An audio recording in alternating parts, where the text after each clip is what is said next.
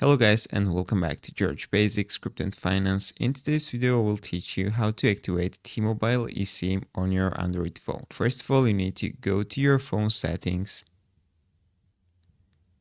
and when you go to your settings you need to go to the network and internet settings. If you can't find it, you can use the search bar in the top. So when you go to this section, you need to look at the SIMs, and there is plus icon on the right side of the SIMs. So you need to click this plus button right here and then choose setup an eSIM. I already had a T-Mobile eSIM, so I will click use a different network.